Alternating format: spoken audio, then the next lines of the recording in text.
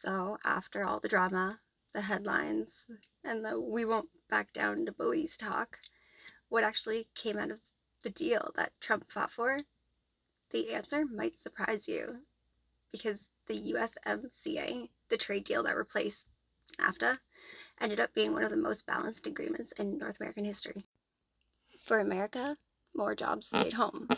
The deal raised the minimum percentage of a vehicle that had to be made in North America from 62.5 to 75%.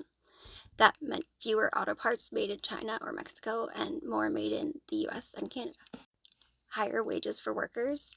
New rules required that 40 to 45% of car production be done by workers earning at least $16 an hour.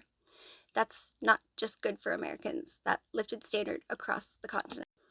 US farmers finally got access to parts of Canada's dairy, poultry, and egg markets that were previously locked down. That meant more competition, better prices, and less control by Canadian supply cartels. For Canada, tariffs on steel and aluminum were lifted. That gave Canada manufacturers breathing room after months of tension. Duty-free limits increased. Canada could finally buy more American goods online without paying crazy import fees. A win for everyday families.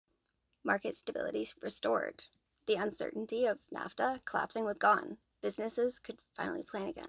For everyone, environmental standards improved.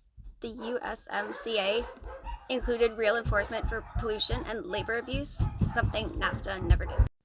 Digital trade got modernized. It protected small creators and online businesses across all three countries. A huge upgrade for this generation of entrepreneurs. I want to make sure that people get this straight. The media called it Trump's temper tantrum. Politicians called it sabotage. But when the dust settled, it was the first trade deal in decades that actually benefited the people, the citizens of the countries, not just the politicians and corporate donors. That's the thing about real leadership. It doesn't always look polite, it doesn't always sound diplomatic, but it gets results. And that's why the media hate it so much, because it proves that getting loud can work when you're telling the truth.